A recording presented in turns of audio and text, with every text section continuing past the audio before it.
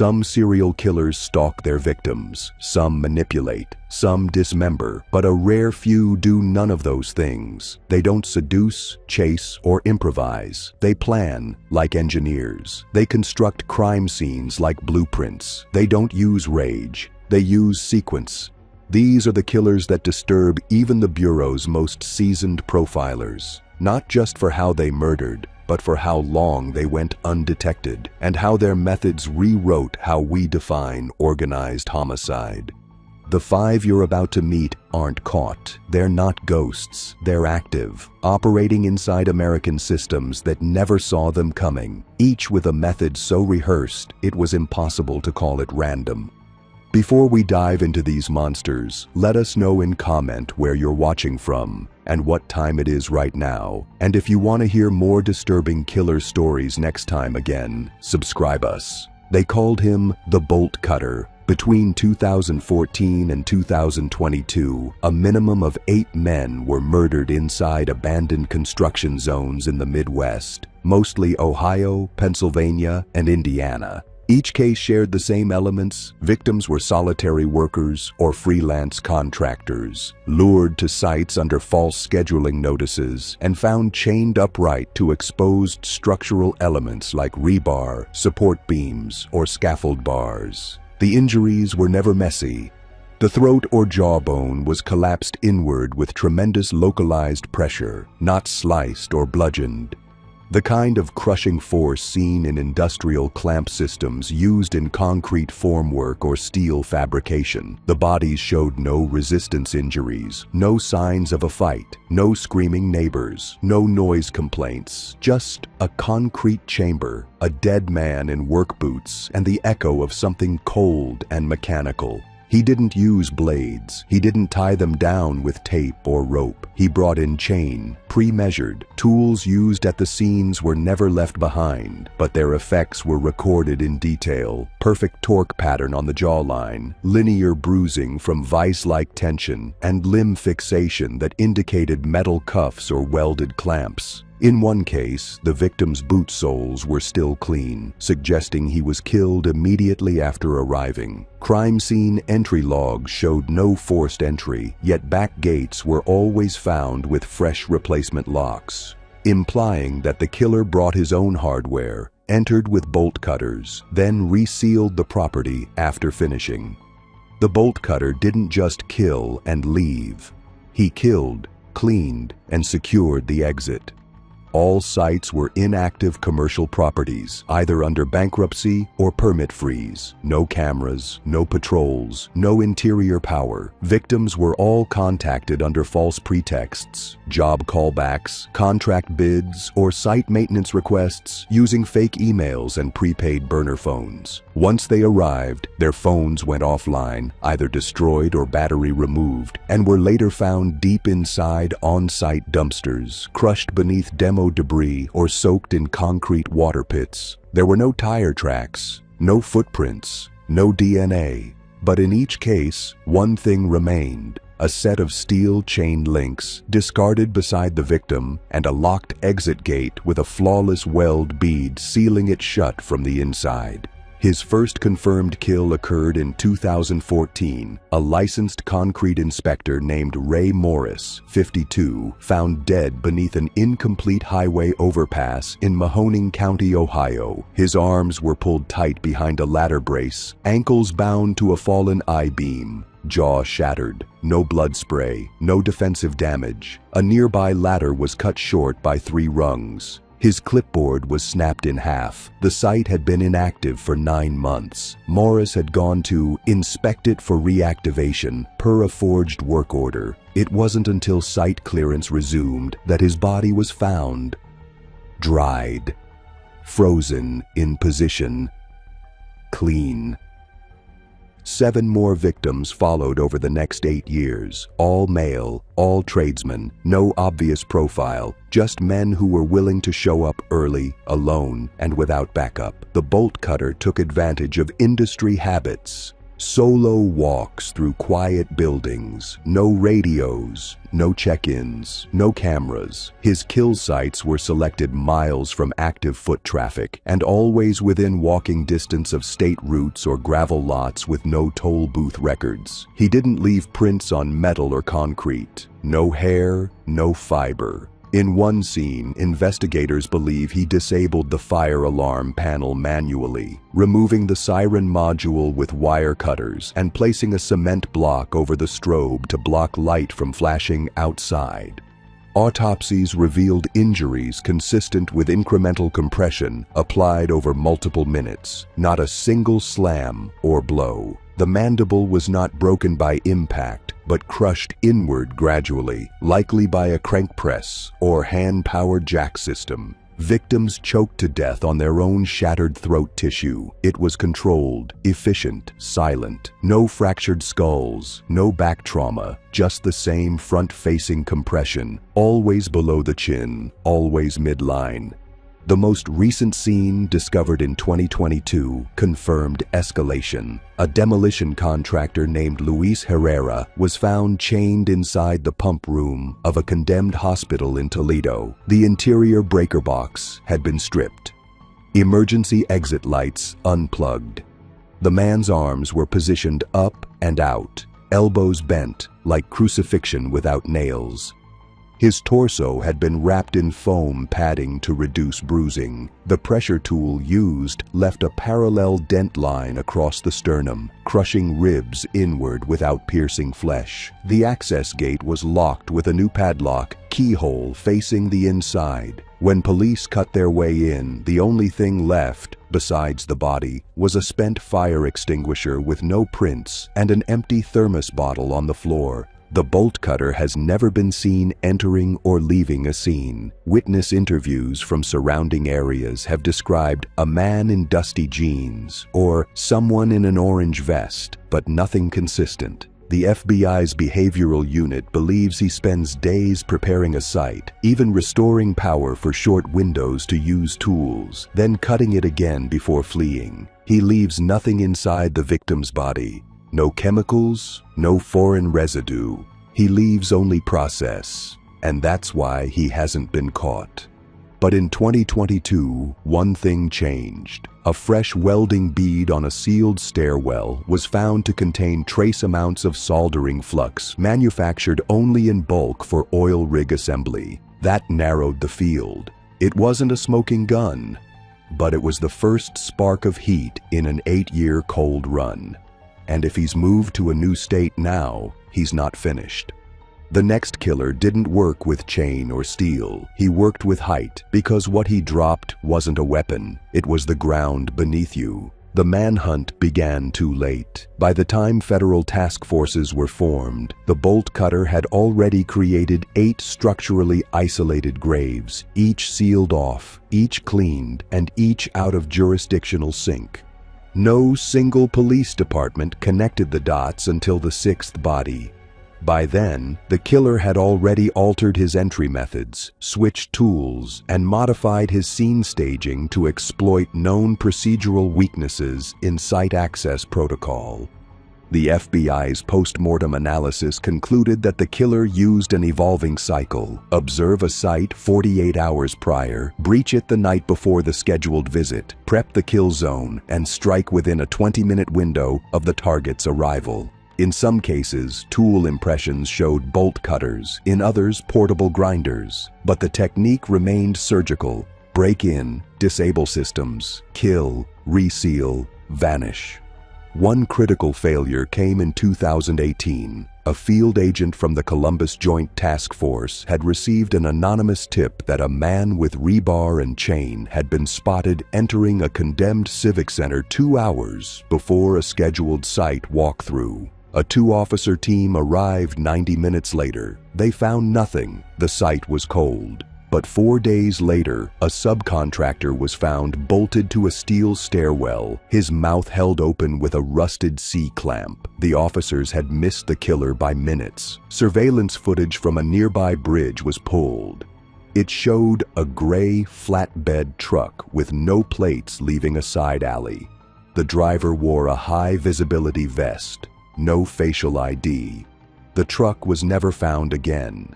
Every kill was low-tech but brutally engineered. In 2 scenes, the same rare fastener, a threaded tension lock sold only in bulk to a defunct Pennsylvania scaffold company, was found discarded near the victims. Tracing the sales records yielded 0 leads. That fastener hadn't been manufactured in over 6 years. The killer had either stockpiled hardware in advance or he was sourcing from closed inventory yards. Either way, he had access to parts that no one else was using. That meant the forensic link was almost useless. Too rare to match to current operations, too obscure to identify buyers. Attempts to bait the killer failed. FBI agents tried setting up monitored, inactive properties in zones matching his geographic pattern. Isolated lots near interstates, far from urban eyes. They left tools, planted fake maintenance calls, and staged decoy workers with panic buttons. He never showed. Profilers suggested that the bolt cutter likely surveilled sites from afar before striking. He didn't take bait, he only moved when all variables aligned. That included silence, structural vacancy, and targets he could predict based on contractor schedules. The false call theory led to an investigation of burner phones and work order spoofing, but the burner numbers were always untraceable, purchased from regional gas stations, and used once before being destroyed. Digital forensics were equally frustrating. On one seized phone, a cached email containing coordinates for a job site was discovered. That email header had been forged using an open relay server routed through 5 IP addresses. 2 international, 1 belonging to a dead domain, and 2 leased anonymously via crypto. It had been constructed to imitate a real contractor's scheduler. The victim responded. He showed up alone, and he never left. Behavioral analysts identified him as a single-subject offender, highly mobile, male, likely in his 40s or 50s, with background in demolition, steelworks, or site surveying. Not for the method, but for the silence.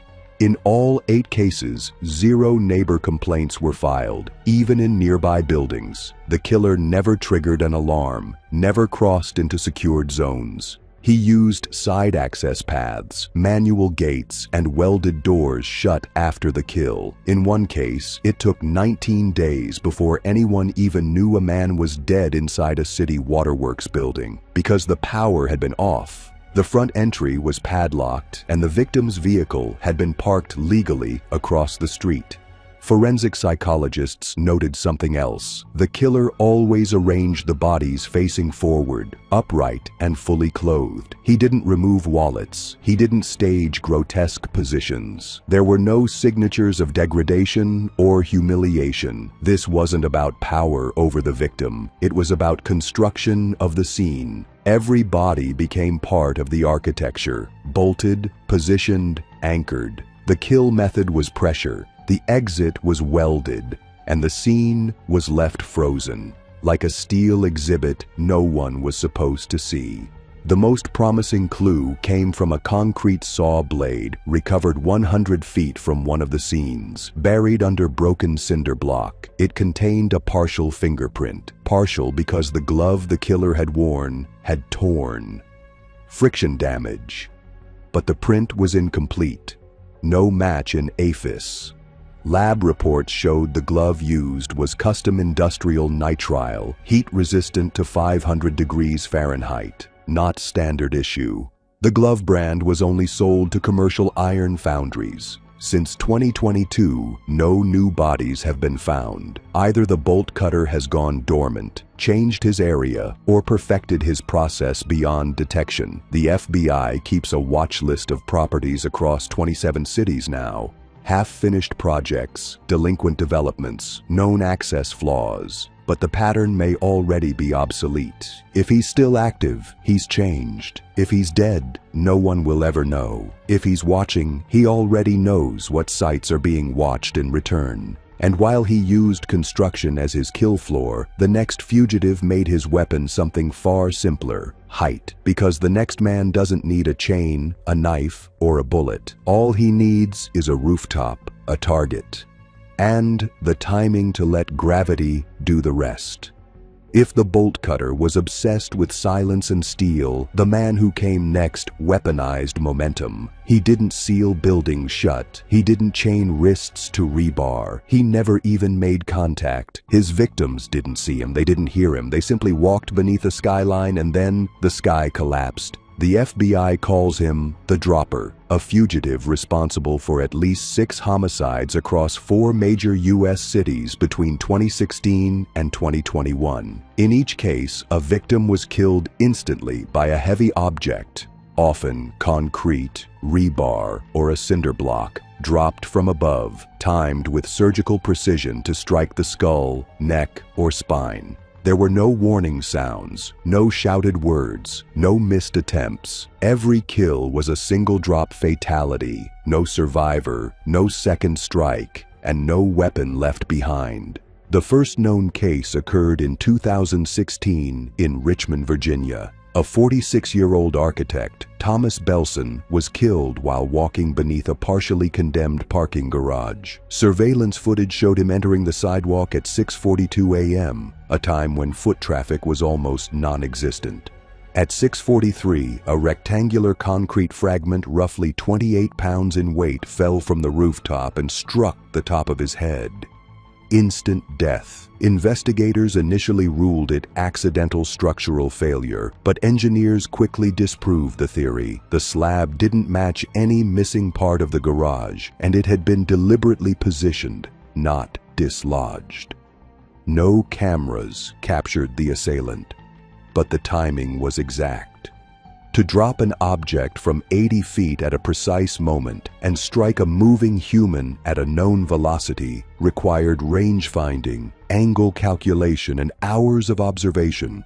The second death, 8 months later, was even cleaner. A 39-year-old paralegal named Dana Truitt was walking her dog beneath a public library facade in Columbus, Ohio. A 34-pound steel anchor bolt dropped directly from the roofline, crushing her cervical vertebrae. The dog survived. Investigators again found no camera evidence, but a nearby roof maintenance hatch had been pried open and resealed with identical screws, wiped clean, no prints, no skin cells. On the roof, they found a shallow depression in the dust near the ledge, as if someone had knelt, waited, then retreated. Over the next 4 years, 4 more kills occurred. All early morning, all solitary targets, all struck between the shoulders and base of the skull, all fatalities. The drop weapons varied. Pieces of scaffolding, rusted brake drums, air conditioning units. Some were dragged into position, others were repurposed from on-site materials. In one case, a 70-pound wooden pallet used in rooftop storage was tied to a nylon cord, looped over a rooftop pipe, and released just as a jogger passed below. The killer didn't just use gravity, he timed it. Crime scene analysts determined the killer had an understanding of terminal velocity, urban shadow patterns, and human gait timing. Victims were always alone, always moving at a predictable pace. Routes were studied days in advance. One witness, a custodian at a Chicago building, remembered seeing a man in a maintenance uniform standing on a rooftop at 5:45 a.m. near a HVAC unit. When questioned, he thought it was just a city tech. The next morning, a cyclist was found dead 60 feet below, his helmet crushed through the chin strap. No cameras ever captured the killer's face. On one rooftop, police found chalk markings estimating pedestrian speed over distance. On another, a broken tape measure was wedged into a pipe, set to exactly 73 inches. In the Philadelphia case, the murder weapon, a steel trash can lid filled with cinder fragments, had been balanced for release. Ballistics experts confirmed it fell from 9 stories and was released within less than 2 seconds of the victim stepping into kill range. The odds of striking a moving human in motion from that height, less than 3%. unless you'd rehearsed it. He left no blood at the scene, no signatures, no words, only height, weight, and silence. Police couldn't prove murder without motive. They couldn't confirm identity without footage, and no witnesses ever saw a face. Only vague shapes near HVAC doors or roof hatches, always disappearing before pursuit. What set the dropper apart was his total refusal to interact with the victim. No contact, no stalking, no notes or threats, just velocity, mass, and gravity. He calculated movement and moved before detection. Not one kill was interrupted. Not one tool recovered. No DNA. No pattern in victims beyond predictable morning habits. And while Bennett controlled steel and Wren controlled death certificates, this man controlled time and space. If you were 5 seconds early, you lived. If you were 2 seconds late, you died. That was the algorithm. That was the system. But eventually, even with perfection, patterns begin to slip. And one rooftop, one morning, one silent camera caught something that didn't belong. The breakthrough came in 2021 after the 6th confirmed drop kill, this time in Baltimore. A local IT manager named Malcolm Sen was struck while leaving his row home just after sunrise. The object was a 30-pound cement planter launched from the corner of a 5-story apartment complex. The drop angle wasn't vertical. It had horizontal velocity, suggesting the object had been pushed, not dropped. This detail changed everything. The FBI's Urban Violent Crimes Division was pulled in. Forensic modeling reconstructed the trajectory and determined the projectile was released from a ledge with precise lateral force, timed to intersect the victim's path within half a second. That precision required one thing: line-of-sight targeting at the moment of death. This wasn't a setup. Someone had watched. A nearby rooftop camera, previously dismissed due to its angle, was reanalyzed. Though it didn't face the drop point, a faint reflection in a rooftop HVAC panel showed a partial silhouette standing at the corner just seconds before the planter fell. Enlarged and filtered, the reflection showed a gloved hand, a hooded shoulder, and most critically, a glint of a lens. The killer was using optics, possibly a rangefinder or rifle scope. This confirmed what profilers had speculated. He wasn't estimating, he was calculating live trajectory in real time. The reflection timestamp gave agents their first accurate kill window. Within 48 hours, they created a predictive model of locations where similar environmental variables, height, line of fire, foot traffic, drop access, existed in nearby cities. 10 rooftops were flagged. 4 of them were fitted with micro cameras camouflaged as bird deterrents. One was a pre-war building in Trenton, New Jersey.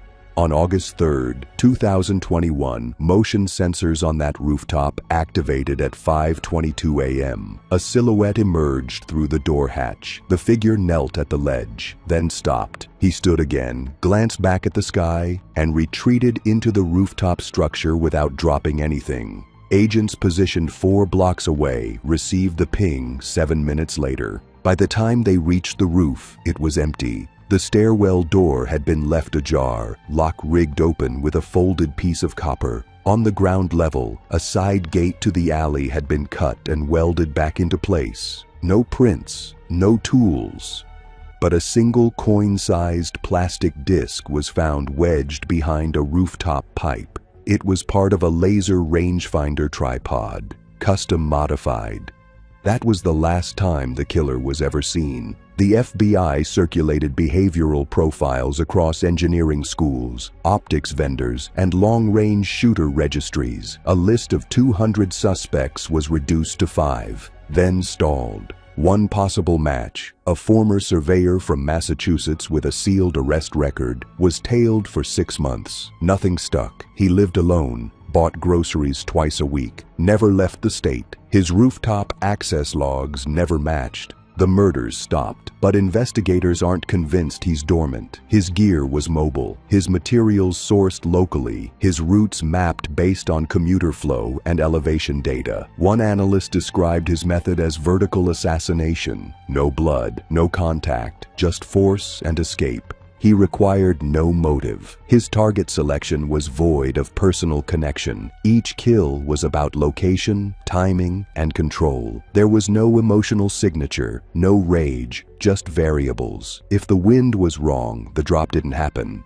If the victim walked too fast, the object never moved. Every confirmed kill was under ideal ballistic conditions. And what made him terrifying wasn't just his accuracy, it was the realization that anyone walking under a building's edge, under scaffolding, garage ledges, fire escapes, could be studied for 3 days and chosen for no reason. Because, to the dropper, the victim's only role was to be at the wrong elevation. And while he used silence from above, the next killer used something far more invasive. Sound, but not his own voice, yours, because the third fugitive on this list doesn't break in through windows or doors. He breaks in through smart speakers, phone voicemails, and intercoms, and then plays back the last thing you ever said, right before you die. If the dropper killed from above without a sound, the man who followed made sound the weapon itself, not with volume, not with noise, but with something far more specific, your voice, captured, edited, and then played back inside your home in the moments before you die. The FBI calls him the Echo Man, and unlike the others, he leaves no signature weapon, no crime scene staging, and no physical damage beyond death itself. His entry point isn't physical, it's digital, and the only pattern that links his victims is what they heard before they died, their own voice, recorded days or weeks earlier, replayed through a phone speaker, smart TV, intercom system, or wireless Bluetooth device, just moments before their final heartbeat. Between 2018 and the present day, 8 victims have been linked by federal cybercrime task forces to the same suspect. All were found dead inside locked residences. No forced entry, no external trauma, no signs of overdose or natural causes. In each case, the victim had received a voice-activated playback of themselves saying a routine phrase. Be home at 8, let the dog out, call you in 5, don't forget the laundry, either on loop or delivered once. In one case, a mother of 2 was heard screaming moments before her Echo speaker repeated the line, "Dinner's at 6, spoken in her own tone, at half volume, followed by silence. When her husband returned, she was found dead in the living room. No visible wounds, no drugs in her system. Autopsy ruled probable cardiac event. She was 37. Initial investigations into the playback devices showed no trace of third-party intrusion, but cyber forensics revealed that each victim's smart device had experienced brief, unregistered data spikes, less than 0.5 seconds, within 36 hours of death. These weren't app installations or malware uploads. They were live micro-edits, often using side-loaded firmware patches or brief physical proximity breaches. That meant the killer had access to either the victim's Wi-Fi networks or the devices themselves, even if just for seconds. And yet, no one saw him, no one heard him, no cameras ever caught him. Victims lived in condos, townhomes, even high-rise apartments. Their devices never showed notification lights. They never suspected anything was wrong. One victim, a 28-year-old advertising coordinator in Denver, was heard by her neighbor shouting, "Stop it! Turn that off!" before a dull thump hit the floor. Her smart speaker had played back a voice memo from her phone. The memo had been recorded 11 days earlier when she left herself a grocery reminder. Forensics showed that the audio file had been accessed, trimmed, and re-uploaded to her speaker without permission. The user history showed no interaction, no login, no Bluetooth pairing. The only clue, a 23-millisecond data request logged on her network, a blip too fast for standard routers to register as a threat. The Echo Man was active. And he was escalating. By 2020, 2 more victims were found in California. Both lived alone. Both had top-tier security systems. Both were found face down, eyes open, no injury. Heart attack was listed, but no arterial blockage. No arrhythmia history. One had received a single notification on his phone that read, "Missed call, you." When the phone was unlocked post-mortem, the last outgoing message played on loop. "I'm on my way." His mother confirmed the voice. It was recorded 2 days earlier.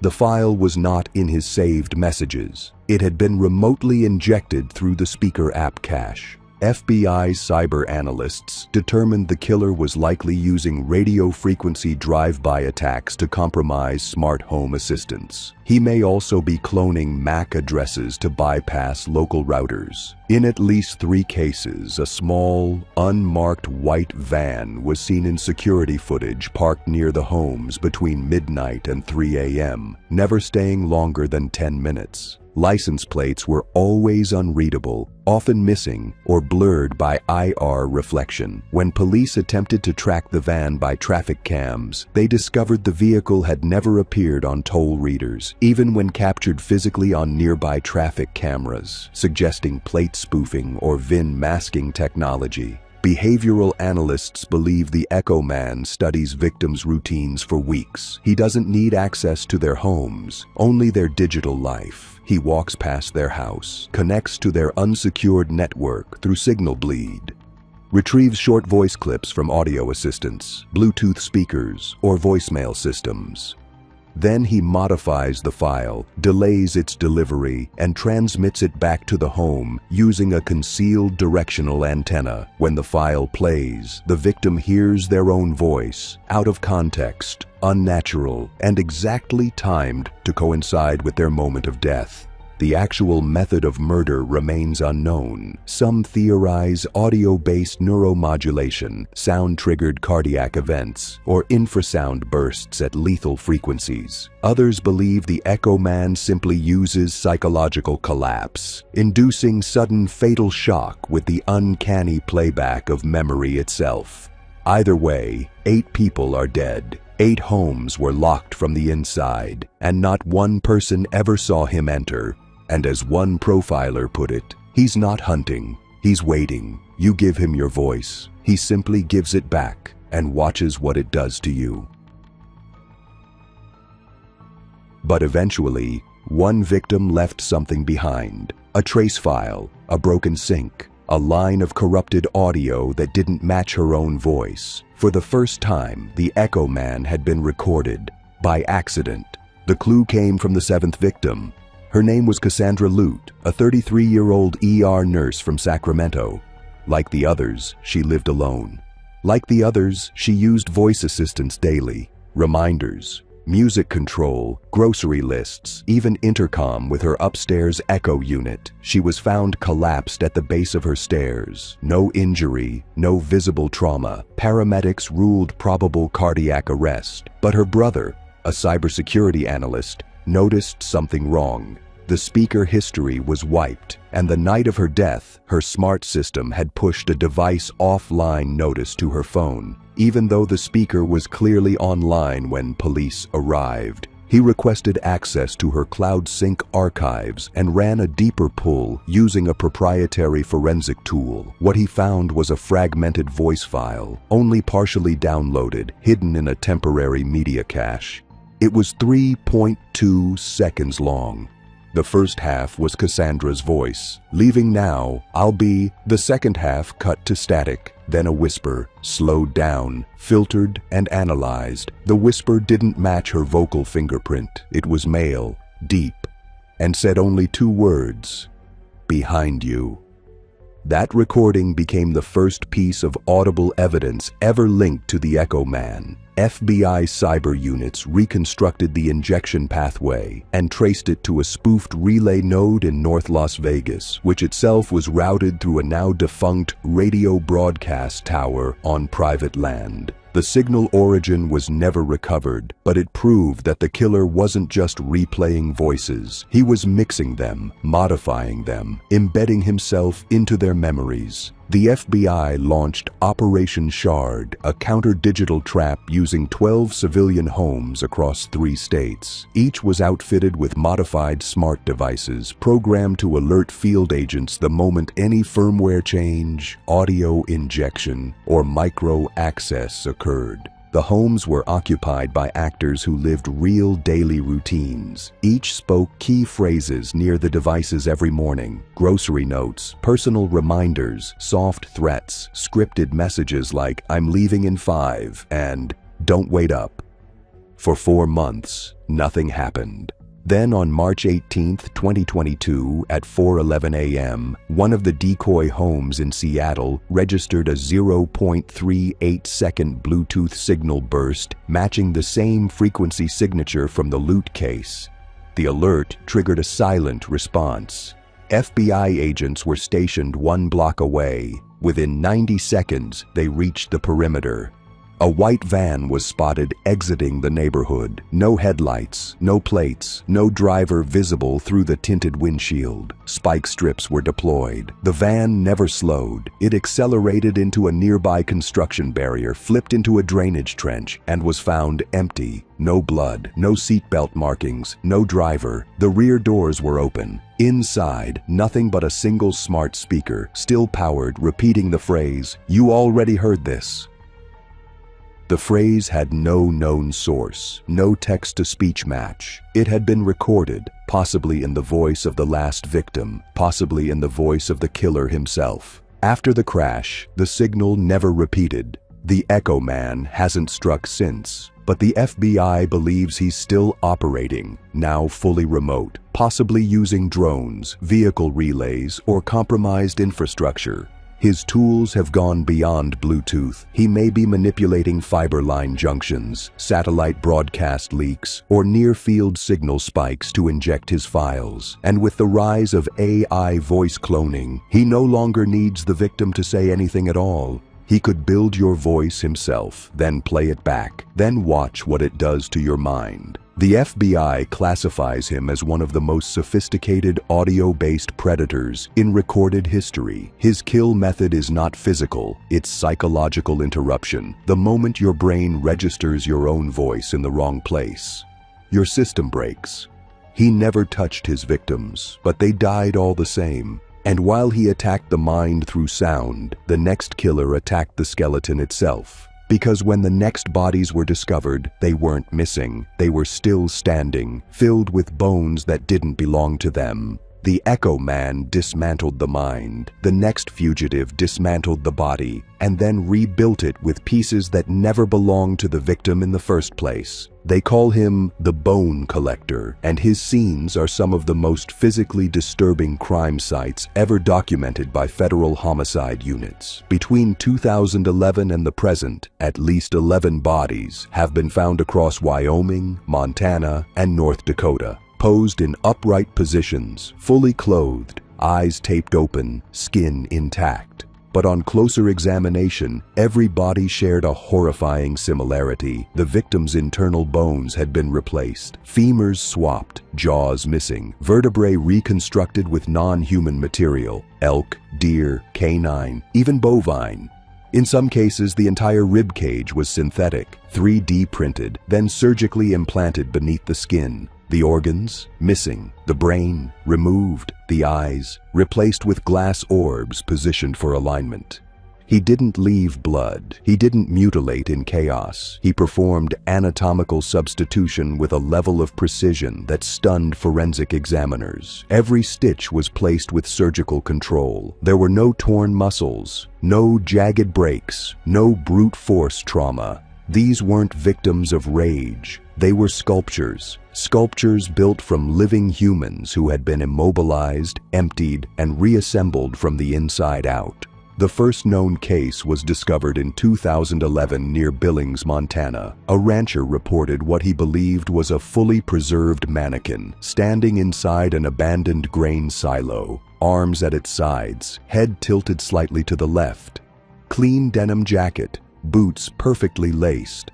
Upon examination, it was a real corpse. Male, 40s, missing most of his original bones. An X-ray confirmed the spine had been replaced with what appeared to be vertebrae carved from cow bone, polished and linked with medical-grade wire. No heart, no stomach, no lungs. The chest cavity had been filled with animal cartilage and propped to mimic anatomical volume. In another case, a woman was found inside a sealed storm shelter in Miles City, hairbrushed, seated on a folding chair, hands clasped together. Her skeletal structure was fully artificial. Forensics determined her skull had been removed, emptied out, and refitted with a hollow glass interior coated with enamel, then resealed using surgical-grade sutures under the scalp. There was no sign of struggle, no fingerprints, and no damage to the shelter's door, which had been padlocked from the outside and then welded shut. The bone collector doesn't kidnap publicly. He doesn't stalk in daylight. His victims are rarely connected. Ranch workers, isolated travelers, homeless men, a drifter, a geologist, all disappeared alone in sparsely populated towns where one person vanishing wouldn't trigger an alert. The kills often occurred near industrial sheds, abandoned barns, remote shipping containers, all later found empty, clean, and undisturbed except for a faint chemical odor and a single object left behind. A polished animal bone, always placed on the highest surface in the room. Unmarked, sanitized, displayed. Autopsies revealed that the substitutions were not made post-mortem in haste. These were extended procedures requiring full skeletal removal, structural mapping, and multi-stage implantation. Tendons were reattached. Limbs were repositioned. In one case, a pelvis was replaced using a modified wolf spine, rotated and fused into the hip sockets with epoxy resin and ceramic pins. The body was then dressed, posed, and left standing upright, its balance achieved through strategically weighted shoes and internal silicone supports. There was no blood at the scenes, no signs of sedative use, and no security footage of entry or exit. Chemical sweeps found traces of formaldehyde, iodine, and an obscure gas used in surgical sterilization chambers, suggesting the killer works in or has access to medical or veterinary autopsy equipment. Several scenes also included bone fragments too old to be from fresh kills, possibly dug up from cemeteries, illegal bone dealers, or animal control depots. The FBI's behavioral unit believes the bone collector works alone, possibly operating out of a mobile lab or refrigerated vehicle. His time with the bodies ranges from 24 to 72 hours, based on tissue stiffness and cell decay markers. In each case, victims were not identified through dental records because their jaws had been removed and replaced with fiberglass reconstructions. ID was confirmed only through DNA left in discarded clothing nearby. He doesn't contact media, he doesn't take credit, he doesn't pose the bodies for shock. He stages them as if they're meant to be viewed but not found, like installations for an audience that never arrives. And while his precision rivals that of a surgeon, the only thing consistent about his scenes is that once the body is discovered, it's already past comprehension, anatomically inverted, mechanically controlled, stripped of all original architecture. But one kill changed the pace. In 2022, for the first time, one of his victims was found before full reconstruction was complete, collapsed in a drainage ditch, breathing faintly, still alive, with bone removal partially underway. It was pure accident that saved her. A flash flood swept through Carbon County, Montana, collapsing a culvert just off Route 212. A road crew clearing debris discovered what they thought was a bag of animal remains washed up in the ditch.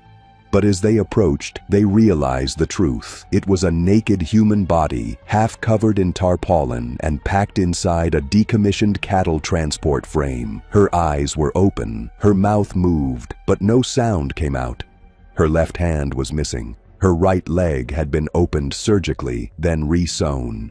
She had a number tattooed along her collarbone, BC-008, written in surgical ink. She had been kept alive, intentionally, and her bones were in the process of being removed. At the hospital, trauma surgeons found that her rib cage had been partially dismantled. The sternum was gone. 4 ribs on her left side had been replaced with shaped deer bones, not secured, just fitted loosely into tissue gaps.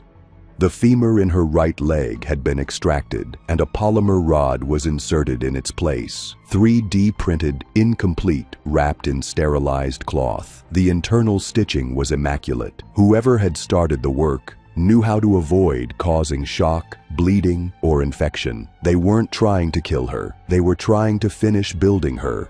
The woman was in her late 20s. No ID, no fingerprints. The pads had been sanded off with surgical precision. When she regained partial speech 3 days later, she said only one thing before seizing again. "He showed me my bones on the wall." The FBI immediately linked the tattoo to case evidence from prior bone collector victims. Numbers had been speculated to exist, but decomposition had erased soft tissue. Now confirmed, the coding suggested she was the 8th known project, possibly the 9th, if zero indexed. Security teams swept the area around the ditch and found shallow tire depressions leading to a logging road. 10 miles into the trail, they located a mobile surgical station inside a gutted livestock trailer. It contained stainless tools, embalming chemicals, bags of labeled bones, some human, some animal, and one steel gurney bolted to the floor. The refrigeration unit had been powered by 2 RV batteries. The killer had fled less than 48 hours earlier. Forensics discovered partial DNA on a latex glove inside the trailer, not belonging to the victim, not to any law enforcement personnel. It was entered into CODIS, no match. The trailer also contained a photo. It was pinned to the inside door, a Polaroid of a standing, reconstructed corpse, dressed in Sunday clothes, set inside what appeared to be an abandoned church. On the altar behind it, a single vertebra was displayed beneath a candle. A handwritten label beneath it read, "The beginning of what's left." The bone collector was gone. His mobile lab had vanished by the time drones arrived. The survivor was transferred to a secure medical facility. She suffered multiple infections, organ stress, and 2 cardiac arrests. She never regained speech. She died 36 days later.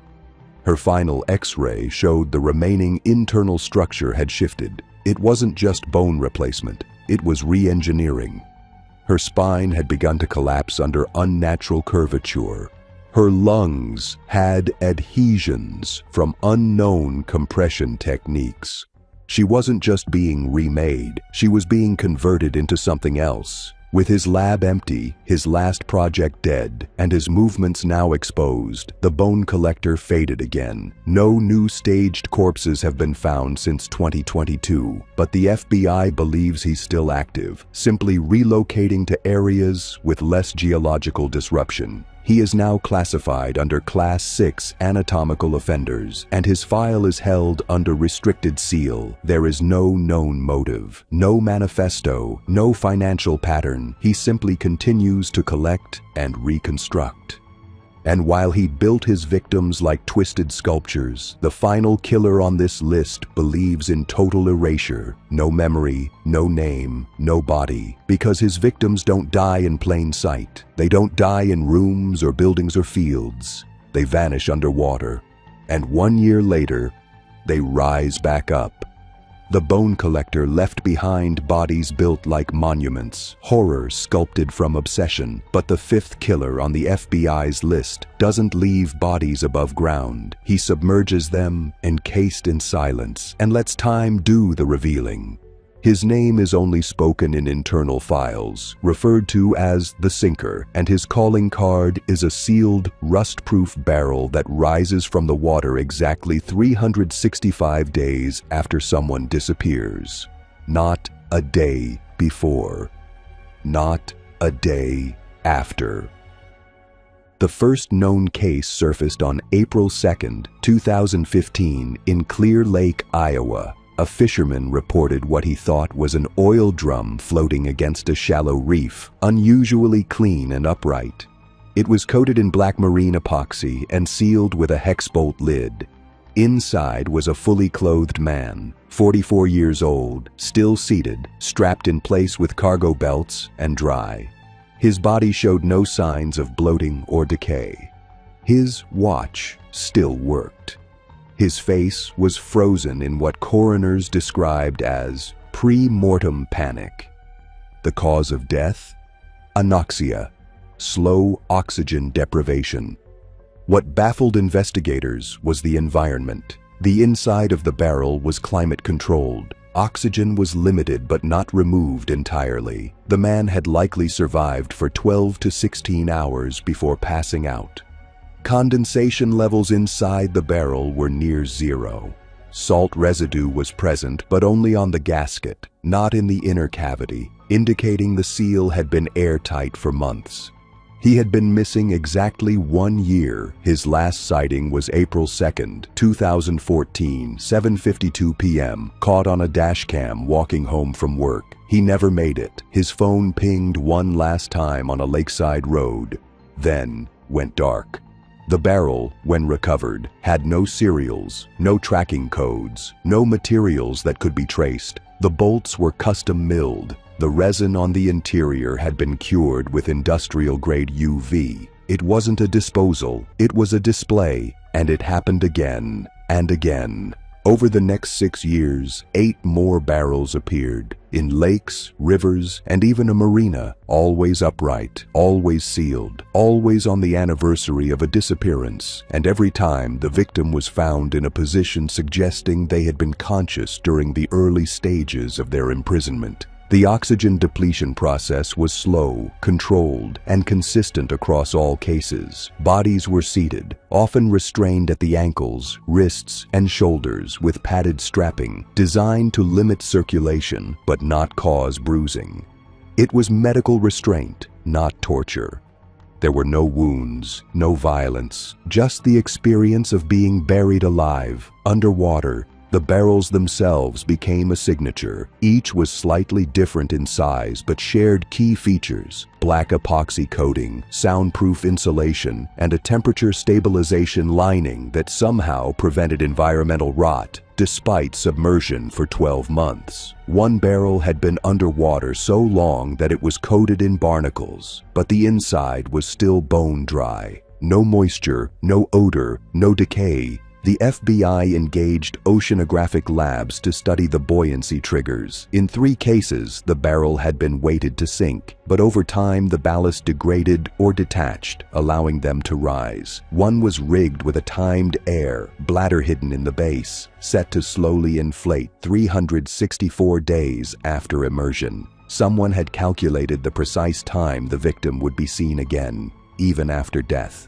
The FBI's behavioral unit believes the sinker uses custom fabricated containment pods, likely built from industrial waste materials, possibly sourced from decommissioned research facilities or naval salvage. The mechanics of each barrel suggested long-term planning, months of preparation, full victim surveillance, and an obsessive attention to resurfacing dates. His pattern wasn't about control in the moment. It was about delayed memory, about forcing the world to relive the disappearance 1 year later, with no chance of rescue, no way to change the ending. And just when analysts thought the signature was consistent, a 10th barrel emerged in 2021, but this time, empty. The victim was still missing, but the seat inside showed impressions. The restraints were clipped, not unlatched. Traces of hair and dried blood were present. No body, no exit point. It was the first time the sinker sent a message,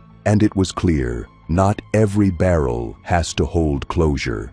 After the 8th barrel surfaced in 2020, the FBI initiated Operation Drywell, a silent, multi-state surveillance protocol focused on high-risk lakes and reservoirs across the Midwest. They compiled a profile of every missing person whose last known location was within 10 miles of a water body. The objective was simple: predict the next resurfacing before it happened, intercept the barrel, and for the first time, collect trace evidence before water, time, and decay erased it. By late 2021, the Bureau had installed submerged sonar rigs in 32 lakes and rivers. Dozens of officers were rotated undercover. Small towns were monitored using aerial drones. Engineers were contracted to track shifts in underwater pressure that could indicate concealed objects rising. The system wasn't perfect, but it was patient. They almost got him. On May 18, 2022, an underwater drone patrolling Lake Red Rock in Iowa recorded an abrupt buoyancy anomaly, a shift in mass consistent with a barrel-sized object ascending at 0.4 feet per second. It was 3:47 a.m. The drone dispatched an alert to the surface unit. By 4:03 a.m., divers were in the water. They recovered the object by 4:46 a.m. A barrel, same model, same epoxy coat, same bolt seal. But this time, inside was nothing except a single piece of paper, laminated, pinned to the inner wall with a fishing hook. It read, "Still too late." The lining of the barrel contained trace amounts of human skin tissue, DNA confirmed to belong to a man named Charles Ingram, who had gone missing exactly 365 days earlier while hiking near that very lake. Charles had no criminal record. He was a substitute teacher, a father of one. His case was cold, until now. But the body was never recovered. Divers swept the lake. Dogs were brought in. Infrared sweeps were conducted for surrounding land burials. Nothing, not even drag marks, not even disturbed foliage. The barrel had been placed with precision directly beneath one of the FBI's own drones, which had glitched just 3 days prior due to moisture exposure. The sinker knew they were watching, and he had decided to wave. The epoxy formula on this barrel was slightly different, a new resin compound. The bolts were hand-forged, irregular in size. The label inside had been laminated using a heat press adhesive sold only to 6 clients in the Tri-County area. A trail the Bureau pursued, but all records turned up clean. One client was a retired craftsman who had passed away 5 years earlier. Another was a warehouse currently owned by a shell company traced back to a post office box in Milwaukee, registered in 1998, inactive since 2003. Every lead vanished beneath layers of expired ownership and dissolved LLCs. The behavioral profile shifted. The sinker wasn't just creating delays. He was now manipulating the hunt. The barrels, once purely symbols of delayed death, had evolved into taunts, displays of superior patience. The water wasn't just where he disposed, it was where he communicated. And he wasn't done. In October 2023, a 911 call came from a boy skipping stones near Chouteau Lake, Missouri. He saw something bobbing at the surface. Police arrived in 12 minutes. It was a barrel, partially submerged, identical in make. Inside, another man, 52nd truck driver, missing since October 2022, face contorted, belted in place, skin still supple, cause of death, anoxia, time of death, unknown. The kicker? The barrel had a small GPS tracker glued to its underside, but the device was burned internally, the circuit fried with a custom magnet pulse, rendering it unreadable. Again, the message was clear. I control the time. You only get the body when I let go. To date, the FBI has documented 12 barrels. 3 were empty, 9 contained fully intact bodies, each matching a missing person's 1-year anniversary. Analysts believe more are still underwater, timed for future surfacing. The sinker, like the others, has no known face, no confirmed vehicle, and no known place of operation. But unlike the others, he leaves nothing that teaches. No escalation. No escalation. Just repetition. He does not need attention. He wants the clock. Because the most terrifying serial killers aren't the ones who enjoy pain or chaos or gore. They're the ones who use time as a weapon, who understand that the most haunting thing a family can hear is not that their loved one died violently, but that they died slowly, alone, quietly, and that the water remembered them longer than the world did. They didn't hunt like monsters. They didn't howl or chase or wave bloodied weapons through crowds. They planned. They calculated. They walked among silence and structure. And in every one of these 5 cases, from the breather to the sinker, the terrifying detail wasn't just how they killed. It was why they didn't need to rush. They had time. They had blueprints. They had a map of human behavior that let them step in and out of lives without detection, without suspicion, without noise. And that's what separates these 5 from the thousands of other disturbed minds that fill police records and cold case files. These men didn't lash out, they orchestrated. The breather studied breathing rhythms. He learned his victims' stillness, tracked their patterns, and removed them without leaving a single panic mark. He didn't choke or stab. He slipped between pulses, waiting for the precise second when sound vanished and made silence permanent. The Echo Man never entered through a door. He entered through sound. He hijacked memory itself, leaving behind echoes of voices that triggered collapse. His killings weren't visible. They were felt by those who suddenly couldn't tell if what they heard was real or the beginning of their own end. The bone collector didn't dump bodies. He sculpted them. He rebuilt the dead, combining bone, resin, and flesh to form grotesque imitations of what used to be human. To him, murder wasn't about domination. It was about reconstruction, making something unholy out of what once had names, memories, birthdays. The sinker made death a clock. He didn't bury or burn. He sealed and submerged, timing his victims' return like ghosts rising on cue. His killings weren't intended for disappearance. They were meant for delayed horror, the kind that breaks families not in one scream, but in 12 months of hope. He turned grief into a calendar and memory into punishment.